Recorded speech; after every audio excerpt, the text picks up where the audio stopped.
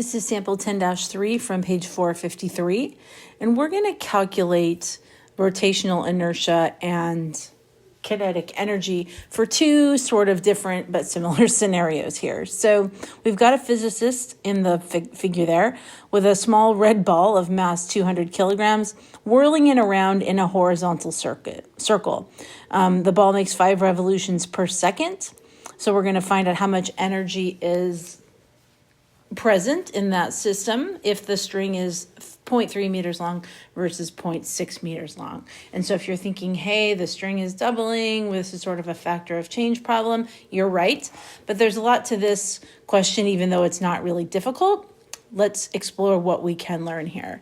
So the first piece of information we have is that the mass of this ball, which we're going to use in both scenarios, is 200 grams, 0.2 kilograms, and we're whirling it around at 5 revolutions per second. Now, just like in the last problem, we really can't use revolutions when we're talking about kinetic energy. We've got to convert this to rad. So we multiply this by a revolution is 2 pi rad, and we get 31.4 radians per second. And if that looks like 10 pi, you're absolutely right. So think about that. 5 revolutions is 5 times 2 pi or 10 pi. So there's that. So part A says, how much energy must the physicist apply to cause this motion to occur? All right, so our string is, in part A, 0.300 meters. So again, how much, if I want this system to have energy, I've got to give it that energy. I've got to do the work on it. So the person whirling the ball around is going to have to do some work on it to provide this energy.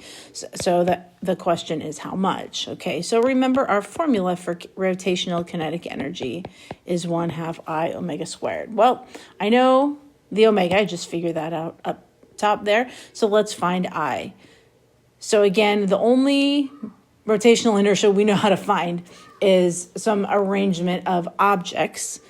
And to do that, we take the sum of all of them, the mass of each one times the distance that each one is from the axis and squared. So technically to make this proper sum, it would be I equals 1 to n for n objects. Okay, but we only have one object here, so it's not super interesting, or that's not a super big sum. It's the mass of this object times the distance it is from the rotation axis, and we're going to square that. So that's 200 grams times, in this first one, we are 30 centimeters away, and we have to square that, remember. So we get 0.0180 kilogram meter squared. Okay, that's our unit for rotational inertia. Okay, so it's kind of an awkward number, but it is what it is. So let's move on to the kinetic energy then of this first part here, 1/2 I omega squared. So that's 1/2. Remember my rotational inertia was right here, 0.0180 kilogram meter squared. My angular speed is 31.4 radians per second. Now, in the last unit, I showed you how you get joules out of this. So as far as I'm concerned, I'm not going to repeat that unless you have questions, please ask. I'm going to go ahead and square that, and I can write down 8.88 joules.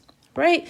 So that's the work, if you will. That's the work the physicist has to do on this to put it into that sort of orbit, if you will. All right, so part B, what if the string were twice as long? All right, so try to picture this, and if you have the means, go whirl something around your head if you can. Tie something to the end of a string and see how much, see how hard it feels. How hard is it to do that? And vary the length of the cord. And you'll find that the further you are out, the more work, and just think about it, the more you're going to have to lug around to keep that thing up in a vertical circle. So we're expecting a bigger answer here, aren't we? We're expecting a bigger amount of energy. Well, let's see. There's our good old formula, but now we have a new I, don't we? Because we have the same mass, which I keep forgetting, 200 grams, okay? But now we have a longer string. In fact, it's twice as long. And not only is it twice as long, that term is squared, right? So if you're thinking we're going to quadruple the moment of inertia or the rotational inertia, you're absolutely right. 0.720 kilogram meter squared. Now let's go back to the old one. 0.0180. If you multiply that by 4, sure enough, you get our new value for rotational inertia. Now, what about the kinetic energy? Half I omega squared.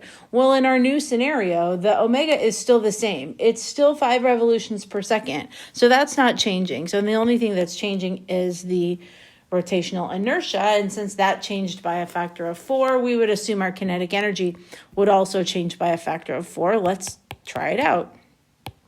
0.0720 kilogram meter squared times 31.4 rads per second quantity squared indeed gives me 35.5 joules. So in fact, that is a factor of 4. So my guess is that the AP exam is going to hammer us on factor of change stuff, but you guys are getting really good at it. The test results were much better even than I expected. So have some confidence in that. And even though the material that we're doing is not necessarily familiar to you, you know the basics. So hold on to that when you can. So that is sample 10-3. And that will get us, that's probably the last one that they're going to give us anyways, we'll talk more about rotational kinetic energy in the next couple of samples.